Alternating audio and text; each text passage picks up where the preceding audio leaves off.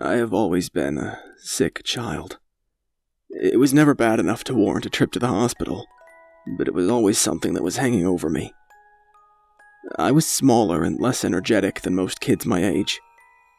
While they preferred to run around and play outside, I chose to stay inside and read. The slightest bit of activity was enough to exhaust me for days on end. It wasn't a bad life, but I can certainly see how it made me into the introverted person I am today. I took comfort in books, and I experienced the world through them. It wasn't until I turned 23 that I began to question myself. Everyone around me seemed to be getting married and settling down, but I wasn't. I had a few friends at work, but no one who I really hung out with in my free time. My family was gone.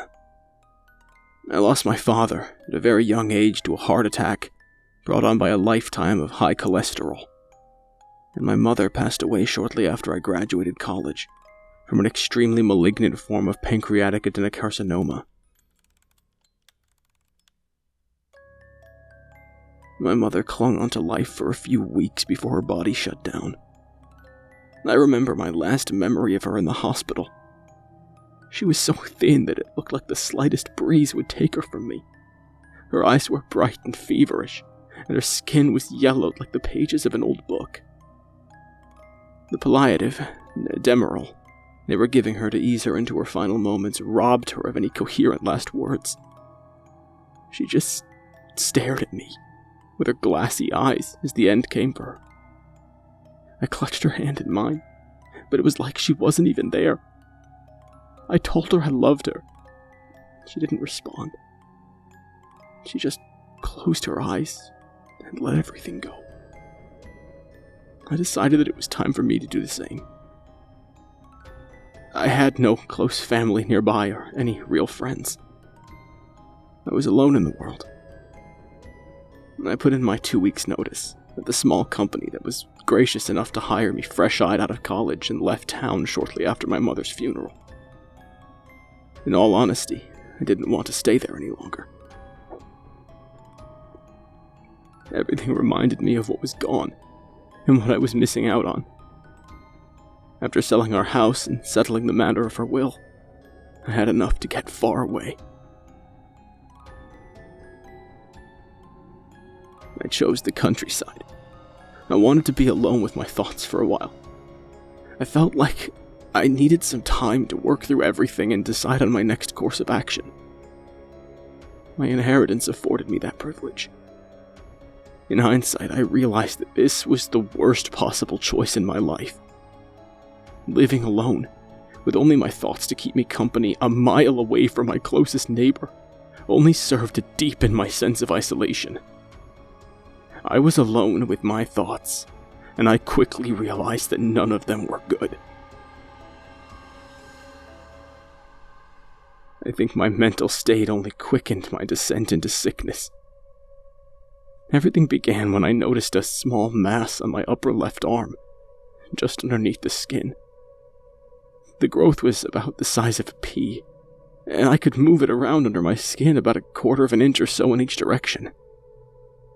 At first, I told myself that it was a fatty deposit, and nothing to be concerned about.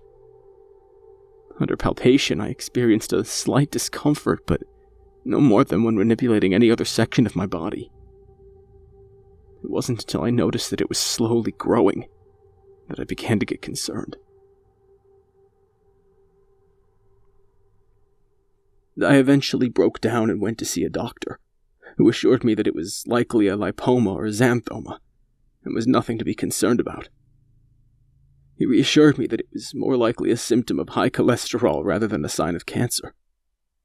He explained that while family history and genetics had given me a bad hand, it didn't necessarily mean that I couldn't live a long, healthy life. I was still unsure about the lump, which led to me asking if we could biopsy it. He reasoned that there was no real need to do so, that they were harmless. Since the mass was movable under my skin, that meant that it was encapsulated and was likely benign. He said that getting a sample would only confirm what we already knew. It would cost me about $400. He advised me to cut back on my red meats and to come back if I noticed any change in the lipoma. I thanked him and left the hospital feeling comforted. That reassurance lasted about a month. For the first days, I was constantly poking and prodding at the small lump. After about a week, when I was confident that the mass hadn't grown any, I went back to my usual life of solitude. I woke up late every morning and read. I did some minor chores around the house and thought about what direction I wanted my life to go in and what field I wanted to work in. Sometimes I would go days without talking to anyone. Looking back, I now realize how unhealthy it was to isolate myself after my mother's unexpected death. I was stagnating, and I didn't even realize it. About a month after getting my lipoma checked out, I began to experience a stinging pain in my upper left arm. That discomfort brought back the memory of my visit to the doctor. The mass on my arm was now dime-sized. I could still move it, but now the slightest touch felt like I was being poked with a needle. I left it alone for a few days, hoping against hope that this was all my imagination running rampant, but the pain continued. I think some sad part of me thought that it would go away if I ignored the issue long enough. To be honest, I was worried about going back to the hospital. That was partially due to the fact that I was afraid of what the diagnosis would be. A growth can be a symptom of cancer. My mother's experience in the hospital also kept me from going. I lived with the slowly growing mass for about a week before I realized how dire the situation was. It wasn't until I woke up one night with a stinging pain in my arm that I decided to go back to the doctor. I rolled out of bed and went to the bathroom to look at my arm. I figured that I had slept on my arm wrong or possibly struck it against something, and that was what was causing the pain. I realized I was wrong when I flipped on the light switch and saw a small bit of caked blood around the area on my upper arm. I hopped into the shower to wash away the silver dollar-sized splotch of blood and had a startling realization. There was a fingernail sticking out of my arm. At first I thought that I had inadvertently rolled over and accidentally jabbed a clipped toenail into my skin. But as I went to pull it, I experienced a sudden tearing pain that actually made me gasp. It felt like I had grabbed a nerve ending and pulled on it. I rinsed off the area and examined it. The nail appeared to be sticking out of my skin rather than piercing it. When I painfully shifted the lipoma, the nail wiggled and receded further into my skin, as if it was a part of the mass itself. I made up my mind then and there to go to the doctor first thing in the morning. At first, the doctor tried to rationalize it the same way that I did. He said that it was likely a lipoma, and my constant worrying was just making it more pronounced. It wasn't until after I showed him the area that he began to take me seriously. He concluded that the skin ruptured outward instead of inwards, which meant that it had come from under my skin and poked out. I asked if he would excise the lump so we could examine it, and he agreed due to possible risks of infection and identifying the cause of the growth. I turned down his offer for a general anesthetic. He tried to convince me that it would be easier with one, but I asked for a local anesthetic instead. I remembered my mother's final moments. Even if it was going to be a simple procedure, I didn't want to experience anything like that ever in my life. A part of me realized that it was my fear of being in the same situation as her that made me so stubborn about the anesthetics. After he explained the procedure to me and its risks, I followed him into an operating room, laid down on the table, and waited for him to begin. I did my best to look away while he worked. I imagined turning my head to see what was happening, only to sneeze into the open wound or faint from the mere sight of the surgery. I did gather up enough courage to look towards the end. I looked up into the mirror to see about an inch of skin peeled away, with a slightly red mass beneath it. It didn't look nearly as grotesque or sickening as I thought. Instead, it looked clinical and clean. He set an object in the tray and proclaimed, "I think I got it. Now let's just see what we have." I heard him drop the heavy tweezers on the ground as if something had shocked him. I went to look, but he told me I needed to stay still until he could suture up the area. He reassured me that the utensil had just slipped out of his hands and it was nothing to be worried about. I waited for 10 agonizing minutes of uncertainty as he sutured the area and swabbed it down again with betadine. When he finished, I sat up and looked at what he had set in the tray. It was a grayish mass that was about the size of a misshapen marble. Through the antiseptic scent of the hospital, I smelled something like spoiled meat. I felt my stomach turn as the realization that this had been inside me and had just begun to rot. One end terminated in what looked like a fingernail that had broke through my skin. It wasn't until he asked me if I knew what the term fetus and fetu meant that I connected all the macabre pieces of the jigsaw. Fetus in fetu. A parasitic twin. We went into the examination room, where the doctor explained what he thought was happening as he gave me a complete look-over. He posited that I had started off with a twin, but somewhere along the way I had absorbed my twin into my body. It had likely siphoned off nutrients, which explained my lethargic activity and smaller stature when I was younger. He assumed that the mass had been reabsorbed into my body over the years, and there was likely nothing left except that small piece we had just removed. However, as he palpated my back, and his face turned cold, I knew that that was not what had happened. The doctor said that he felt something just above my right kidney, and that exploratory surgery was necessary. He told me that the sooner they performed the procedure, the better. I agreed, and he asserted that I would need to be completely anesthetized for the operation. It was then that I was forced to accept my worst fear.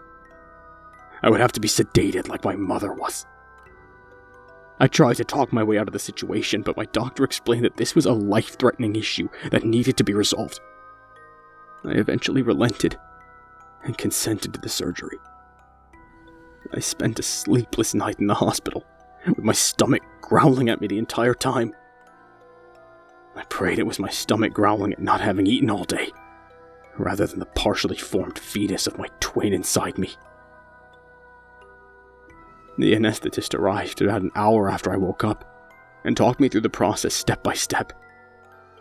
She put the needle in my arm and connected it to an IV bag.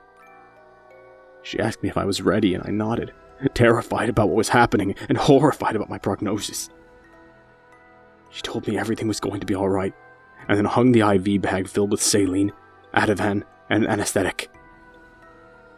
My last coherent memory before going under was of my mother and her final moments.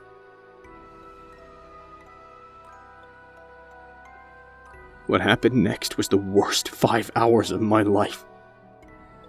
I remember hearing music in my daze. At first I thought the surgery was over until I heard the surgeon talking over the music, asking for a retractor to hold the surgical area open. I had two horrifying thoughts in that moment. The first being that Nicki Minaj's Anaconda was one of the worst, discomforting songs to hear playing in an operating room. The second was that I was going to be conscious for the entire surgery. They had taped my eyelids so I couldn't see anything, but I heard everything. As I laid there, unable to move during the gruff chorus of X Gon Give It To You by DMX, the head surgeon asked if what he was seeing was really what made up the mass. I heard one of the assisting nurses gag as he set the excised material into a pan. She excused herself and someone joked that she wasn't good when situations got hairy. The people around him groaned at the pun that I wouldn't understand until they showed me what they extracted. I was in surgery for 5 hours, conscious and paralyzed for the entire experience. Luckily, I felt nothing, but I heard every joke, jab, and bit of gossip. I heard the sizzle as the bovie, I looked up the name later, cut and cauterized the incisions. Those 300 minutes were the most excruciating moments of my life. It felt like I was on that table for an eternity, listening to music, puns, and the sound of my own operation. The worst part of it was the realization that I couldn't see what they were doing, and I had to imagine what was happening to me. My faculties returned a while after surgery. I didn't say anything to the attending nurse. I wanted to believe that what had happened hadn't actually occurred. The nurse was hesitant to show me what they removed, but I explained that I needed the closure. She told me that the surgeon would show me when he gave me an update. I waited for 30 minutes, imagining the horror that they had removed from me before he arrived. He took me to a back room, where he showed me the mass floating in a formaldehyde. It was the size of a baseball, and covered with hair, tiny teeth, and graying flesh. It looked like something pulled straight from John Carpenter's The Thing. He told me the surgery had been a success, and they had removed most of the growth. He reassured me when he noticed my concern by explaining that a small mass had fused to my spinal column in utero, and that it would be dangerous to attempt to remove it. He explained that my body had walled it off and encapsulated it, and there was no danger. To attempt to remove it could have left me paralyzed from the waist down. I thanked him and recuperated in the hospital for a few days until I was able to go home. As soon as I got home, I looked into the mirror. There was a small line of stitches on my stomach, and a divot on my back where they had removed my parasitic twin. I just wanted to put everything behind me and forget about what I had growing and rotting inside me. I wanted to forget about what I remembered from the surgery. I failed on both of those fronts. I spent the next month in a chemical daze. The doctors prescribed me Oxycontin for the pain. At first I was hesitant to take it given my history, but the pain soon forced my hand. To be honest, it was pleasant. It felt like a ball of warmth at the center of my core that spread throughout my body 30 minutes after I took a dose. Those 4 weeks drifted by as a fuzzy and warm memory without anything interesting happening. It was so pleasant that I even pestered the doctor for another regimen of Oxycontin under the pretense of pain. It was about 2 weeks after I finished the bottle that odd things began to happen. At first I assumed my increased appetite was just me getting back to a normal diet after surgery, and a month of opioids suppressing my hunger. However, I was eating more than usual.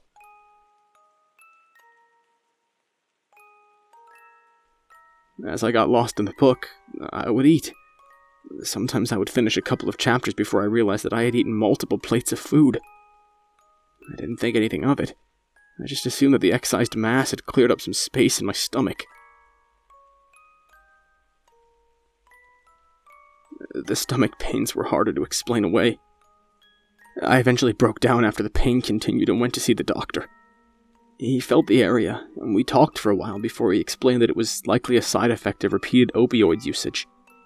He said it was common for prolonged usage to cause feelings of nausea, discomfort, and sometimes even anhedonia. He looked at me in a way that implied I was going to ask for another prescription. I wasn't, to be honest, but the implication was enough to keep me from pressing the issue.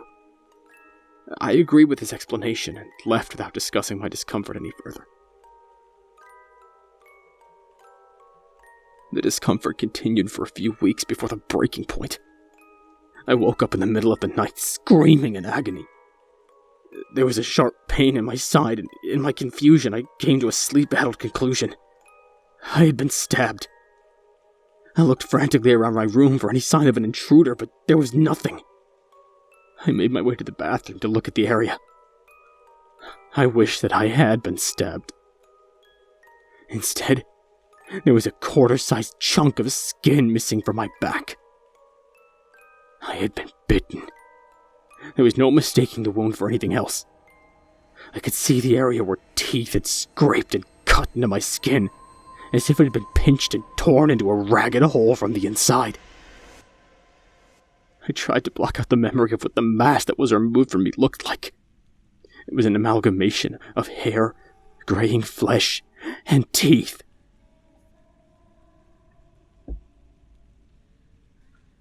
I won't lie, I had a complete mental breakdown when I connected all of the dots. I curled up in the fetal position and began to weep uncontrollably. It was too much. A recurring thought bounced around in my head like butterflies in the stomach. Why me? I started to have a panic attack on the cold tile of the floor. Why me? I began hyperventilating and couldn't catch my breath. Why me? I think I went crazy at that point, because the next thing I heard was, "It's okay. We're going to be okay." I looked around, half expecting someone to be in the bathroom with me, but no one was there. It wasn't until the voice repeated those words that I realized where it was coming from. It was coming from the hole in my back. Whatever was inside me was talking to me. I got up. I had to go to the hospital. I was having a psychotic episode, and likely suffering from another mass. As I headed towards the door, it spoke again, its voice no louder than the wheezing of a respirator. "Don't go. They'll hurt me." I don't know why I responded. If I had to guess, I would blame it on the ridiculousness of the situation and my complete mental breakdown moments earlier. Something was growing inside me, like a creature from Alien that could talk. I should have sprinted to the nearest hospital, screaming, but instead I spoke in a shaky, uncertain voice. I have to. You're hurting me. If I don't, you might even kill me." "What if I didn't? I can shift while I grow. I can make it so it doesn't hurt until I'm ready, and then we can work together to make it as painless as possible, so we both can live." "Ready for what?" "Until I'm strong enough to leave your body. Right now, I'm not strong enough to survive outside you. I just need you to sustain me for a few months. Please. They'll kill me at the hospital. Brother, I can be your friend. I want to be with you. I don't want you to be lonely. Please don't kill me." To be completely truthful, I don't know what made me agree. I can only try to explain my mindset at the time. I had just had the worst experience of my life in a surgery room. If I had it my way, I would never return to a hospital ever again. I didn't want another repeat of what happened to me in the first time occurring again. I also didn't want to relive the memories of my mother's glassy stare as I held her hand and waited for her to die. The thing growing inside me had promised it wouldn't hurt me. I don't know, but listening to that quiet tone was reassuring. It spoke in a way that reminded me of dogs whimpering and babies crying. The voice sounded weak and scared. I promised that I wouldn't go to the doctors. I think those reasons were what made me agree to the stupidest decision I have ever made in my life. The first few days were the most awkward moments I have ever experienced in my life. Every now and then, I would feel it shifting inside me, and apologizing when it moved in a way that brought me discomfort.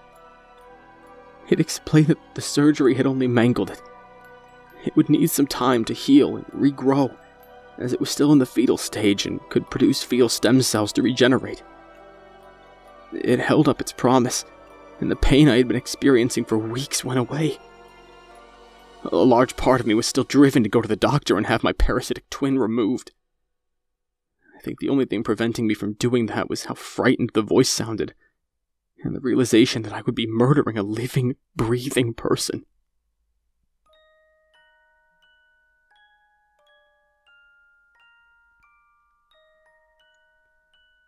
It wasn't until dinner one night that I felt any real sense of connection with it. I had just sat down to have a cheap microwave dinner when the voice spoke. "What are you doing?" I was taken aback, as it had previously only spoken when it was apologizing for shifting. I responded that I was eating and reading a short story. We can remember it for you wholesale from an anthology. He asked me to read the story to him, and I did. I would read a paragraph to him in between each bite of food. When I finished both the meal and the story, he asked if I could read him another story. We spent the entire night reading and discussing various stories. As I enjoy multiple genres, I read a wide range of stories to the voice as it quietly listened. It wasn't until the sun crept in through the blinds that I realized how much time had passed. I had lost track of the time while talking to my twin. We had read dozens of short stories and spent hours talking about the ones we liked best. I went to bed after I promised my companion that we would continue this later. It became a daily fixture of our lives. Sometimes the voice would talk to me as I did chores or cooked a meal. I would always sit down for the meal with a book, and I would read aloud while I ate. Sometimes I would have to stop and explain an event to them, but most times they just listened quietly and waited patiently. Afterwards, we would discuss our feelings on the book or what we thought was going to happen. A sad part of me realized that this was the closest thing I had to a friend in almost a decade. I found myself looking forward to the discussions we would have after each meal.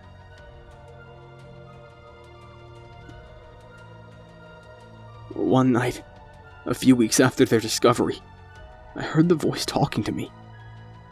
I can only assume that it thought I was sleeping when it spoke those words. I had been asleep until I felt them shift inside me. What had once unnerved me, and now reminded me of a baby turning in their mother's womb.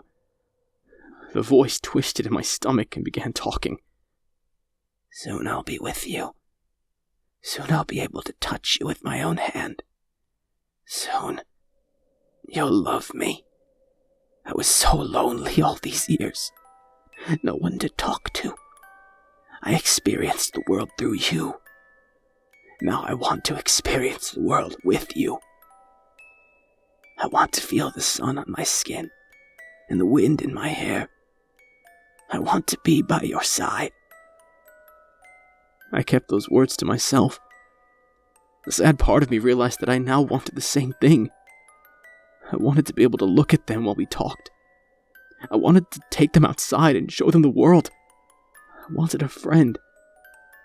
Those words filled me with a warmth similar to Oxycontin, and made me realize how lonely and depressed I had actually been up to that point. I had no one I could talk to, and no one I could relate to. Now I had a friend. Those words were lies. Subterfuge to convince me that it actually cared about me, and make me suffer through the growing pains. The veneer of fraternity and friendship sloughed off to reveal the decay underneath. I woke up early one morning to find that the owner of the voice had gone still inside me. It was asleep. I quietly made my way into the bathroom to do my morning duties, when a macabre whim drove me to look at my back. The small hole in my back had almost quadrupled in size since it first spoke to me. I had treated and disinfected the fistula, in the hopes that I could slide them out of the canal when they were strong enough to survive outside me. Through the fistula, I caught my first glimpse of my twin as it slept inside me. It is not my twin. It's not even human. It has multiple eyes on its face that look more like a fly than a human. It is still in the process of development, and in the 30 or so holes that pocked its face, only a dozen were filled with actual eyes. Its skin is cracked, mottled, and gray like maggoty pork, with tiny hair like cilia breaking through its body. The thing's mouth looks like a lamprey eel, a concentric circle of needle-sharp teeth with a grotesque sucking appendage in the center. I stared in horror for a few minutes before I realized that it was starting to stir. I moved away from the mirror and did my business before I could fully wake up. I left the bathroom knowing that this thing was not to be trusted. It had grown faster than any organism should. In a few weeks it went from the size of a softball to the size of a watermelon. It is swollen like a cancer inside of me, and only now do I realize how thin I've actually become due to it siphoning off my nutrients. I don't know where I contracted this thing. It isn't an absorbed fetal twin. It is a parasitic entity growing within me, looking to be birthed into this world so it can infect others and perpetuate the cycle. It'll find the weak-willed, the weary, the wretched, and it will take advantage of them. It'll promise them false friendship and hollow hope as it incubates inside them. It is not human. It is nightmare incarnate. How else could it regrow so quickly after being torn out of me by doctors? The growth they removed was a bud, likely ejected a seed in another part of my body. I can now feel dozens of other lumps on my arms, legs, and groin. Embryos in development. I am a hive. Now its every movement sends waves of agony through me. It is strong enough to survive on its own, and it doesn't need its wretched host anymore. I try to hide the pain for fear that it'll realize how much of an advantage it actually has now. I know that the time of parturition is soon upon us, and there is only one choice left. It will likely kill me on its way out to prevent me from trying to stop it. It is too late to go to the hospital. I am beyond help. The creature will realize what I'm trying to do and stop me. It will either twist and constrict my spine, leaving me as a paralyzed nest for it, or simply debilitate me with pain until I can't move. Both are less than pleasant options. Even if I could make it to the hospital to remove them, what's to stop the host from casting off more migrating buds to grow into those fiendish things?